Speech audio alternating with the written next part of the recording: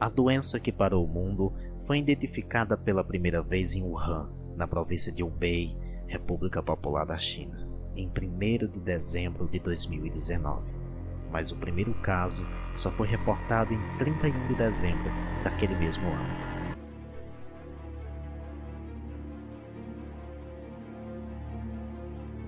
Foi confirmado o primeiro caso de coronavírus no Brasil. O anúncio foi feito pelo ministro da Saúde, Luiz Henrique Mandetta, há poucos minutos.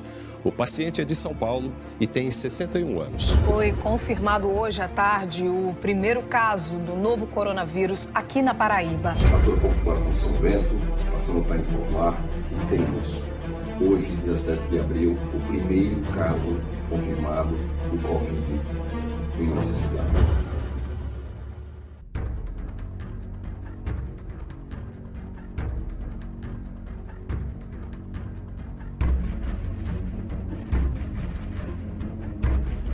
Ruas silenciosas, pessoas de máscara e algumas centenas de infectados compõem agora o novo cenário de São Bento.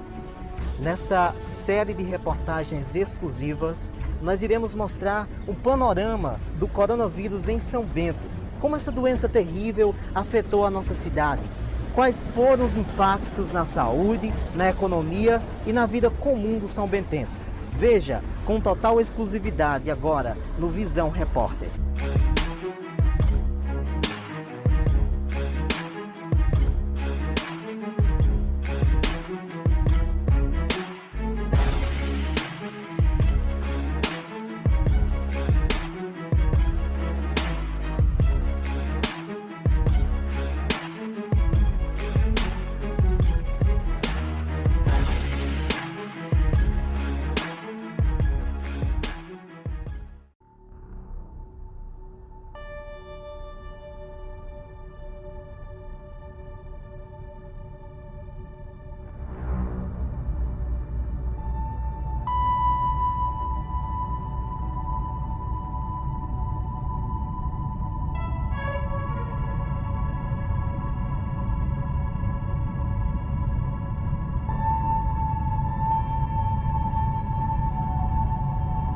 O início, basicamente após o Carnaval, março, quando começou realmente a aparecer, digamos assim, o Covid-19 no Brasil de fato.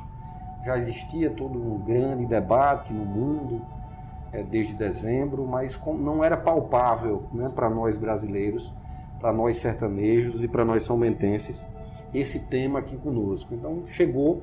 E quando chegou muita gente nem esperava que tudo isso viesse chegar até nós, né? E havia inicialmente um descrédito da população achando que esse mal que estava afetando vários outros lugares não chegaria. O senhor particularmente imaginava que ia ter e chegaria com essa força? Sinceramente eu achava que sim. É assustador, porque foi um vírus novo, é um vírus que pegou todo mundo de surpresa, Ricardo.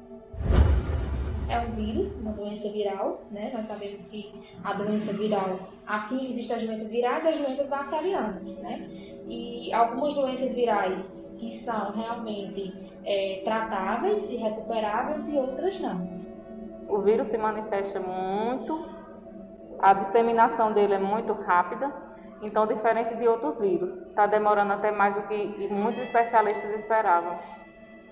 Então, o coronavírus a gente ainda não tem como dizer com precisão cientificamente se é realmente uma doença viral curável ou não, porque a gente ainda não sabe, né, o grau de mutação desse vírus. Em nota oficial, a Secretaria de Saúde de São Bento então divulga o que seria a primeira vítima contagiada pelo coronavírus em São Bento. A toda a população de São Bento, passando para informar que temos hoje, 17 de abril, o primeiro caso confirmado do Covid em nossa cidade, do novo coronavírus. Um caso confirmado, um caso de investigação, 3 casos já descartados. O primeiro caso foi um final de semana, né? Que na verdade foi o primeiro caso suspeito que passou-se até bastante dias para ser, de fato, chegado o resultado, porque ainda era aquele momento que o Estado estava se organizando, os exames ainda iam para o Pará, né, o Estado do Pará. O primeiro caso que tivemos em São Bento foi muito curioso, porque a gente pode falar, então não pode falar nomes, mas a gente tinha pessoas em São Bento chamadas pedintes, pessoas na rua, e tinha umas pessoas que eu particularmente vivia chamando essa pessoa, vá para casa, logo no comecinho, mas era o difícil do controle, porque assim, eu via querendo fazer isso, mas ela não dava essa oportunidade. No momento que ela procurou o hospital com essa posse atrás de um remédio, e ela foi no hospital pedir remédio, ela não foi se consultar. Na hora que pedir, que ela é pedinte, na hora que ela foi pedir, corra atrás da mulher. E interessante que foi corrida atrás dela. Ela não queria, não. Quando disseram assim, não, vamos aqui para fazer uma triagem, a mulher não olhou para o cantor, correu. E como a gente já tinha esse interesse, correu atrás dela. E curiosamente a gente descobriu que ela tinha Covid, esse foi o primeiro caso.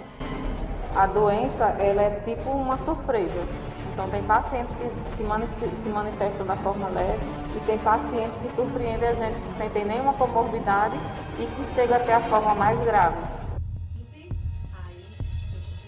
A nossa equipe entrevistou pessoas que foram infectadas pela Covid-19 e agora relatam com exclusividade quais foram os sintomas e a experiência que tiveram com essa terrível doença. É o caso da jovem Débora Souza, de 22 anos, que teve a doença e agora já está curada. Eu senti bastante dores de cabeça, muitas dores de cabeça, náuseas, senti bastante falência no corpo, perdi o olfato, o paladar. A primeira pessoa a pegar foi seu esposo? Foi. Ele pegou, daí eu fiquei cuidando dele, fazendo as coisas de casa, aí peguei depois. Uns dias depois eu peguei. E a primeira medida que você tomou e ele foi o quê? Para o hospital, fazer exame? Isso. Ele fez o teste, daí o dele deu positivo. E logo em seguida eu fiz o meu, porque eu estava sentindo os sintomas. Daí eu fiz, só que com 8 dias não acusou. Na semana seguinte, aí deu positivo. Para arrumar a casa, quando eu ia arrumar a casa, eu me sentia cansada. Eu fiquei em quarentena, eu acho que uns 30 dias, por aí. Porque Marcarone teve primeiro do que eu. E desde o dia que ele testou positivo, eu tive que me isolar junto com ele. Tomei os medicamentos certinho, do jeito que o médico passou para meu esposo, eu também acompanhei e não piorou, foi só melhorando. A cada dia os dias passando e fui melhorando, ficando melhor. A gente preza quando o medicamento ele é cientificamente aprovado. A dexametasona foi cientificamente aprovada que na fase inflamatória da doença ela tem uma resposta boa. Então a gente já prescreve na fase inflamatória. A questão da cloroquina ou hidroxicloroquina, ela é um medicamento que ela vem sendo testada, tem vários artigos que comprovam, mas não foi cientificamente comprovado. Então, infectologistas, pneumologistas, eles estão com um pouco de receio, até então ele ser uma droga cientificamente aprovada, tem que passar por vários conselhos e ver se a eficácia da droga realmente trata mesmo o Covid. No caso da gente, a gente realmente prescreve o que foi aprovado já. E alguns sintomáticos, porque a doença é diversificada em cada pessoa. Os sintomáticos a gente trata. O uso desses remédios como preventivo, há alguma ação efetiva ou não é recomendado? Não existe um remédio preventivo para você chegar e dizer assim, você vai tomar e você vai ter a forma leve ou você não vai contrair o vírus. Não existe. A prevenção é o cuidado. A prevenção são o isolamento, a prevenção é a gente não aglomerar, a prevenção é usar a máscara. Dona Netinha, funcionária pública, também relatou os sintomas que teve. Eu comecei no dia 15 de maio, eu já trabalhava aqui, no caso foi numa sexta-feira. Eu já meio esmorecida. Aí o sábado, aí do domingo tive febre. Todo dia, do domingo, foi 8 dias eu com febre. Só que quando amanhecia o dia eu estava boa, aí vinha trabalhar. Mas era assim, uma coisa sem coragem de fazer as coisas. Aí com 8 dias para frente, eu já na hora do lanche, eu não lanchei, nada tinha gosto. Infelizmente, nem todos conseguiram se recuperar dessa terrível doença. É o caso do Sr. Takeshi Yasuda, que veio a óbito pela Covid-19. Quem nos relata a doença e a morte é o seu filho, Fabiano Yasuda, que infelizmente também foi acometido e diagnosticado com a Covid-19. O tempo que durou da constatação da doença até o falecimento dele? Eu creio que, se nas minhas contas, foi em torno de 15 a 20 dias. 15 a 20 dias. Foi. Porque todos os sintomas que ele sentiu, quando ele retornou da quimio, os sintomas que ele sentiu foi o mesmo sintoma do coronavírus 19, do Covid-19, né? E a gente achava que era sintomas da quimioterapia, que coincidiu muito, que é o quê? Falta de apetite, enjoamento, dor no corpo, tudo isso podia dar devido à quimio. E a gente achando que era quimio. Só que quando ele fez o teste lá, que a gente já estava aqui, que recebeu, aí tinha dado positivo. Na mesma hora a gente voltou de novo para Natal, entendeu? Praticamente ele estava morando lá. Por causa do câncer dele, né? Que ele adquiriu. Uma das maiores dificuldades de quem perde um familiar nessa situação é até a dificuldade, por exemplo, de se despedir do ente querido. Isso. Né? Lá eu não tive a oportunidade de ver ele enquanto ele estava lá, né? Nesses 15 a 20 dias que ele passou lá. Eu só vi ele por videochamada e a gente teve uma grande sorte, pode dizer. A família da gente, que vocês sabem aí que aí fora estão tipo, jogando como você viu. Sim. E lá a gente conseguiu trazer ele aqui para a cidade de Brejo Cruz, onde minha mãe... Ele foi sepultado lá? Foi sepultado lá, mas chegou, colocou, enterrou ele e a gente já voltou. Não teve velório, não teve nada. Nem presença de familiares, só eu e minha irmã e minha mãe. Então, eles fecham, vedam, realmente tem que fazer o sepultamento o mais rápido possível e não ter contato com mais ninguém, para não se disseminar para outras pessoas. Quem era seu pai para você? Meu pai é tudo. Tudo que ele deixou foi o que eu sou hoje, com meus defeitos também, que todo mundo tem, claro, mas meu pai ele foi um exemplo de homem para quem conheceu ele. Cara honesto, trabalhador, sempre trabalhou. Homem mais direito, não diminuindo os outros pais que eu conheci até hoje. Se a gente for para final de março, qual era o grande medo do São Bentense naquela época? Era a chegada do redeiro. Né? Porque nós temos uma população circulante de redeiro, em torno de 10% da população em média, está pelo mundo, né? Principalmente América do Sul e Sul-Sudeste. Então havia um temor em toda a cidade, o redeiro vai trazer a doença. Mas o redeiro é daqui. Nós temos que fazer com que ele chegue, seja bem atendido, seja bem recepcionado, de maneira calorosa, claro, sem um abraço, sem um aperto de mão. Mas nós temos que instruí-lo, porque não é ele não vindo que a gente vai resolver o problema de jeito nenhum. A gente tem que recebê-lo da melhor forma. Então, nós fizemos uma gigantesca força-tarefa. 10 dias contínuos, 24 horas, nós fizemos um plantão para qualquer coisa ser resolvida, para receber o redeiro. As primeiras medidas a gente tomou, a gente fez barreiras nas entradas. Todos os redeiros que a gente teve conhecimento, desde as entradas, a gente passou aqui 10 dias direto, com 24 horas de plantão nas duas entradas, onde a gente recebeu mais de 1.000 homens, onde a gente mandava, inclusive, lavar até o carro que eles vinham. Né? Essa é uma das nossas preocupações, é no serviço. Com certeza. Então, depois disso, a gente continuou no centro de saúde com a nossa equipe, que até hoje a gente tem. Se vocês souberem, está chegando aí 4 pessoas da Bolívia, né? Já sabe, tem nossos telefones. A primeira coisa, a Secretaria da Saúde foi colocar 3 telefones à disposição da população. Quando a gente fez isso, outros municípios copiaram. Então, por exemplo, se algum carro de rede saía da Bolívia, a gente tentava contato com esse carro de rede, a gente tentava interceptá-lo para que quando ele chegasse na cidade, sábado, domingo, feriado, madrugada... E ali naquele ponto, prefeito, era bem próximo à Semana Santa, que é um período que tradicionalmente os redeiros...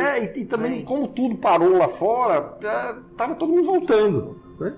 para casa, e ela disse, não, venham para cá, aqui é a sua casa, vamos fazer o que tem de melhor para você. E a população tinha medo e a gente não. Então a gente separou todo o centro de saúde, uma estrutura grande, humana, física, para receber todos esses redeiros. Foram mais de 2.000 redeiros em 2 dias.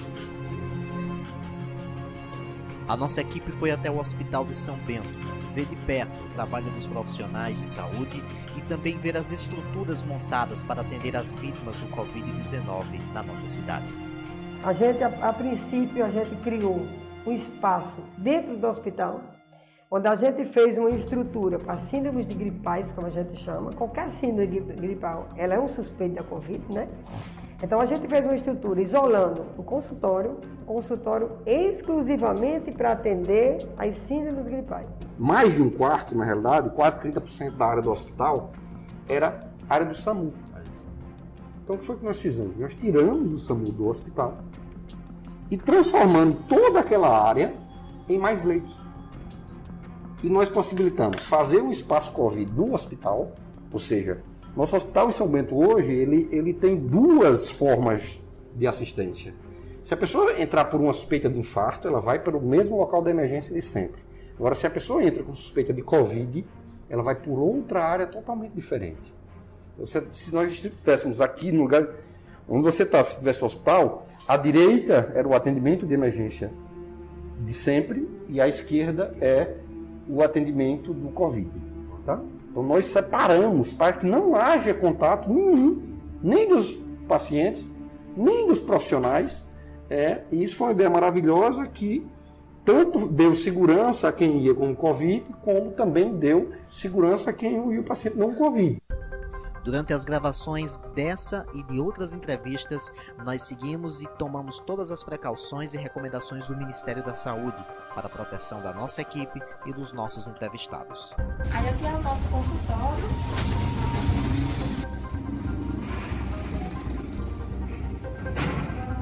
O paciente chega aqui, uma meia, ele vai ser atendido e daqui a ele passar a ser correr. Ou ele vai para a sua casa, o atendimento domiciliar, né, acompanhamento domiciliar, ou ele vai seguir internado e vai vir aqui para o nosso setor de isolamento. E aqui nós temos o nosso setor de isolamento, que são as enfermarias, né? Enfermaria 1, 2 e 3, onde ficam os profissionais, com todos os equipamentos, tudo. E aqui nós temos o nosso postinho de enfermagem, que é onde fica a nossa equipe, enfermeiros, técnicos de enfermagem, né? E médicos para o atendimento dos pacientes que está aqui, né? Algo que nós tivemos que realmente adaptar para atender toda a demanda existente da cidade, né? Então aqui nós temos os 13 leitos, são 15. Aqui nós temos 13 leitos nesse espaço, dividido nas enfermarias, e lá nos respiradores nós temos 2 leitos, o que totaliza os 15 leitos, né? E aqui à minha esquerda, não sei se o pessoal vai dar para dar uma olhadinha, né? À minha esquerda é onde está a parte que nós fechamos para isolar dos demais atendimentos do hospital, né? Aqui a gente tem todo o atendimento das outras patologias, né? Das enfermarias que estão do lado totalmente esquerdo, como também o consultório, tudo está daquele lado esquerdo. Então foi tudo pensado e dividido para que pudéssemos atuar com segurança dentro do serviço e garantindo assim o bom tratamento e acompanhamento do paciente Covid positivo e também das demais patologias. Ou seja, a gente tem leitos exclusivos só para pessoas de 15 leitos. Nós temos 15 leitos exclusivos já em abril, porque nós começamos essa reforma logo no início da pandemia, para exatamente estruturar o sistema de saúde. E dentro disso aqui nós criamos também uma semi-intensiva. O que é isso? Nós instalamos tudo igual, semelhante a uma unidade de terapia intensiva, com respiradores instalados, porque se chegasse um paciente em situação de insuficiência respiratória iminente, a gente já teria toda a situação e a adequação médica, sanitária, de enfermagem, todos os cuidados para atender aquele paciente. Assim, de início eu não fiquei muito assustado com a doença, mas sempre tive aquele medo de me contaminar e contaminar o pessoal de casa. Sempre que rola aquele medo de contaminar as pessoas ao seu redor. A equipe daqui de dentro, ela fica aqui dentro, ela dorme aqui, ela faz as refeições aqui, ela fica aqui, o plantão é aqui. Ela não sai, ela não faz nenhum contato externo lá com a equipe que está em outros setores. 24 horas o plantão aqui. A gente entra de 7 da manhã, toma café às 8, aí 10 horas tem todo o procedimento com o paciente, 11h30, meio-dia a gente almoça, aí tem lanche da tarde, janta e sai no outro dia de 7 da manhã. Até agora, desde o início que a gente começou nesse setor aqui, quando começou a doença em si, que eu estou aqui trabalhando nesse setor de isolamento. E a gente já passou por vários casos de vários pacientes e a gente cria até uma questão de afeto pelos pacientes. Quando a gente vê, e a gente fica feliz quando vê um paciente tendo alta, saindo bem. Bom, nesse momento a gente pode esperar que tudo vai dar certo, a gente está aqui por eles, para atender eles, e que se sentir qualquer coisa, pode vir, que a gente está preparado para atender ele, a gente vai dar o máximo da gente e que tudo vai voltar ao normal logo. Se Deus quiser, né? Ter fé nele que a gente vai superar isso.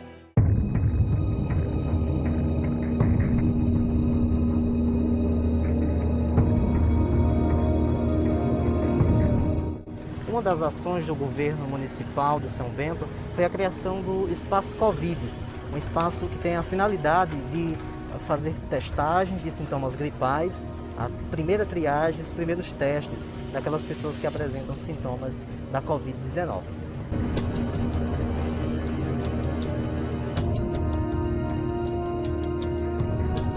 Nós viemos ver o funcionamento desse espaço e conversamos com a diretora do local e mostramos o dia a dia dos procedimentos que são feitos aqui, mostrando o drama e o passo a passo das pessoas que estão fazendo os exames na expectativa e ansiedade de saber se deu positivo ou não para o novo coronavírus. A gente teve essa ideia de abrir o Espaço Covid, foi o primeiro do estado da Paraíba. Então, Ricardo, nós não estávamos preparados, como nenhum outro município, lugar nenhum estava preparado para essa pandemia. Então, assim, a gente foi sentindo as necessidades, né? Quando iniciou lá no início de março, em meados de março, na verdade, houve dia 20 de março a declaração do Ministério da Saúde de que a gente estava em transmissão comunitária. Então, não existia mais locais que a gente poderia focar naquilo, transmissão comunitária no país inteiro. Então, nesse dia, a gente começou com as ações de vigilância, né? Houve o primeiro decreto municipal da questão de fechamento de comércio, determinando isolamento social e tal. E aí nós tivemos no dia 21 de março nosso primeiro caso suspeito. Então, naquela época ainda não existia teste rápido ainda, não existia espaço Covid, não existia isso. A vigilância começou a trabalhar com as unidades de atenção básica, né? De que forma? Toda doença que é de notificação compulsória, assim como a Covid-19, isso quer dizer o quê? Que deve ser notificada obrigatoriamente. Então, a gente começou com um trabalho educativo na atenção básica, com as fichas de notificação, preenchendo todo e qualquer paciente que tivesse qualquer sintoma gripal. Então, essa foi a nossa primeira estratégia. A gente foi sentindo a necessidade de ir ampliando isso. Então, a gente foi recebendo os testes rápidos já no final de abril e fomos fazendo essa testagem por agendamento. Mas nós temos aqui em São Bento características... Isso era feito no centro de saúde? No centro de saúde, por agendamento, porque a gente não poderia misturar, né? Paciente suspeito de Covid com pacientes atendidos lá. Então, os atendimentos foram suspensos, em sua grande maioria, no início de abril. Logo em seguida, ficaram poucos atendimentos no turno da manhã. A gente fazia os testes rápidos por agendamento no turno da tarde. Mas a gente foi sentindo a necessidade de ir ampliando isso. E aí surge, dia 1º de junho, o Espaço Covid. Foi uma ideia da doutora Fátima, secretária de Saúde. Nem o Ministério da Saúde, na época, não tinha portaria ministerial que prevesse espaços para atendimento de coronavírus no país, né? E aí, final de maio, ela me ligou, sério que eu tive uma ideia.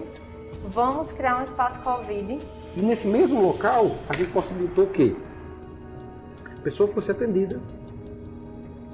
O indivíduo recebesse lá mesmo as medicações, né? E lá mesmo realizasse o teste. No caso, os testes rápidos. Ou seja, para quê? Para evitar que no PSF, a pessoa que fosse com pressão alta ou diabetes não tivesse contato com aquela pessoa que fosse por sintoma gripal. Então nós já dividimos de maneira estrutural e organizada e fizemos um espaço Covid 100% voltados exclusivamente para a síndrome gripal. Meu nome é Landerson, eu estou na função aqui no Espaço Covid de porteiro. Eu tenho o fluxo das pessoas. Você que está aqui fora na organização, como é a dinâmica? Normalmente existe uma fila de cadeiras, as pessoas ficam sentadas no aguardo, vai entrando uma a uma. Como é essa dinâmica de organização? Pronto, aqui a gente vai colocando de 2 em 2, porque são dois recepcionistas. A gente vai colocando, geralmente chama a primeira, a segunda, aí vai chamando 3, 4, vai chamando de 2 em 2. Aí a gente pede, como vocês estão vendo, as cadeiras têm um distanciamento. Tem essas 2 cadeiras que impedem das pessoas se aproximarem uma das outras. Aí tem esses espaços. A gente pede para não se aglomerar muito, pede só para entrar quem puder estar sentado. Passa pela triagem, vai verificar a pressão, o diabetes e a saturação. Aí é um procedimento do teste. Quem já está com a notificação, o teste é feito aqui, são 2 enfermeiras, os 2 meninos fazem o teste, aí após o teste aguarda 20 minutos. Mais fácil de na sala do lado, certo? 1, 2, 5 dias de sintomas, passa pela triagem com a Érica, enfermeira Érica. Logo após a triagem, se tiver com menos de 3, 5 dias, aí vem para o médico. O médico consulta e passa a medicação para o paciente.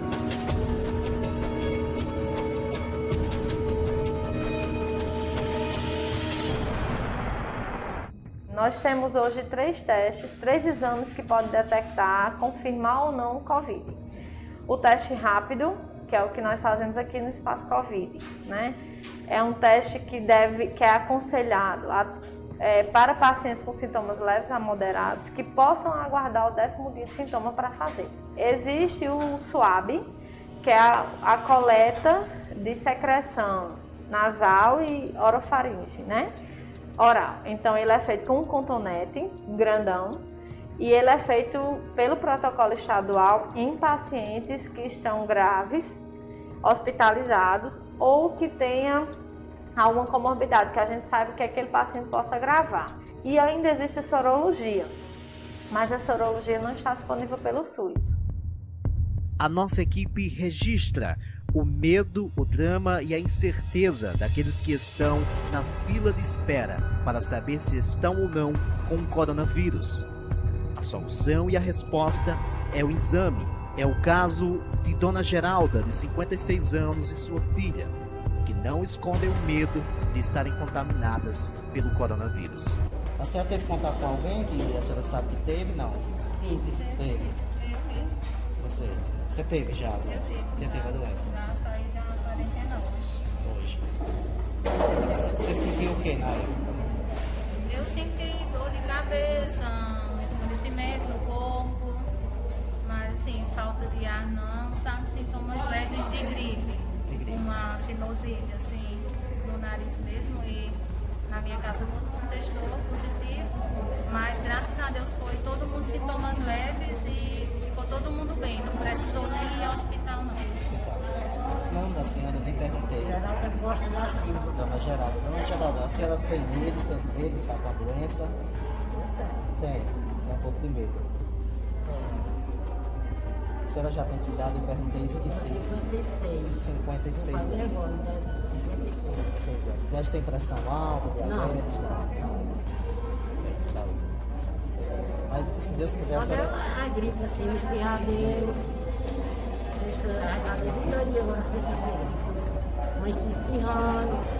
Aí também perde o gosto. A comida. Mas graças a Deus. Então, no caso, a senhora vai fazer o teste agora? Já fiz. Já fez, está esperando o resultado.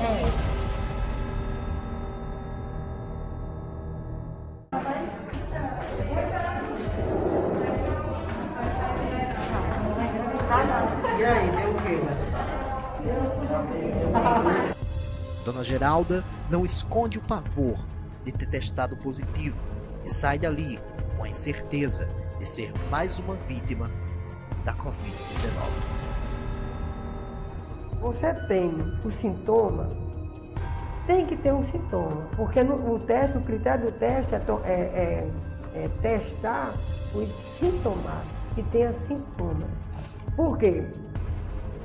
Não há possibilidade, porque a gente evitar de ter o chamado falso negativo. Na hora que eu testo, por exemplo, meu querido, eu sou secretária da saúde, eu sou a mãe do prefeito, eu sou mãe do prefeito e estou secretária da saúde. Eu nunca testei. Não, sabe por quê? Eu vou usar um teste, eu estou deixando que esse teste vá servir a você. O meu, esperando já que é um falso negativo, porque eu só não tive sintomas, é um falso negativo, né? Então eu não posso, então agora eu vou testar, eu sou secretária de saúde, mãe do prefeito, vou testar todo dia, que é isso? E os outros? A senhora falou que nunca testou, né? Nunca fez o teste. Mas eu falando agora com a dona Fátima, não só a profissional de saúde e secretária, mas como mãe, como pessoa, a senhora sente medo de contrair ou alguém, ou a família, ou algum familiar, a senhora tem receio? Tenho. Eu até me emociono, porque assim, a insegurança existe. Essa Covid, ela é muito perigosa. Mas assim, Ricardo, eu sou de risco. Eu tenho asma crônica. E eu sei que se eu pegar o morro, eu digo assim, as meninas aqui brincando, eu digo, não dá tempo nem de despedir de vocês, né? Porque eu sei que eu não resisto. Mas eu tenho uma coragem. Eu tenho uma vontade de ajudar. Essa Covid realmente, quando eu digo assim, eu tenho essas ideias que eu digo que são ideias de Deus. Mas eu tenho medo, claro que eu tenho medo. Mas o meu medo, eu acho que a minha fé é maior. E minha vontade de fazer é maior. Então eu tenho muita vontade, é tanto que eu estou em todo canto. Eu poderia estar lá na capital, mandando recado para cá. Mas eu não consigo. Aí eu disse para o meu filho, eu vou me demitir, porque eu não sei trabalhar assim. Eu posso até ficar, às vezes eu fico lá, fico muito mais, eu fico no telefone e tal, mas eu preciso, eu sinto que precisa eu estar aqui. Tem uma equipe maravilhosa, onde eu agradeço de coração a todos eles. Uma equipe que eu digo que eu penso, na hora que eu penso, a maioria de todos os pensamentos que eu tive foram na madrugada. Porque eu fico acordada, tentando ver o que melhor eu posso fazer.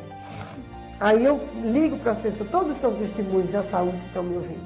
Eu ligo para as pessoas, gente, vamos fazer amanhã uma blitz educativa. Como assim?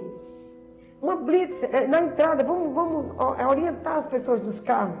Vamos, o álcool gel, a máscara, vamos orientar como melhor fazer quando ele chegar em casa, antes de sair, lava as mãos, limpa as maçanetas do carro, sabe? No outro dia, amanhã 7 da manhã, no outro dia 7 da manhã, a equipe já está naquele local. Então, assim, é uma vontade de todos da saúde, eu agradeço de coração, não me canso de agradecer, que a gente tem uma equipe com muita vontade de ajudar. E isso fez a diferença em todos esses atendimentos de São Bento. Mas eu tenho medo, sim. Mas tenho confiança também. Bem, chegamos ao fim do nosso primeiro episódio da série especial Coronavírus Panorama São Bento. Muito obrigado pela sua audiência, obrigado por ter ficado até aqui. Eu peço então que você avalie esse vídeo, deixando um comentário, deixando o seu gostei e, é claro, inscreva-se no nosso canal do YouTube, aqui da TV Novo Sol, para que você possa acompanhar o próximo episódio que será lançado na próxima quinta-feira, também às 19 horas. Eu espero você lá.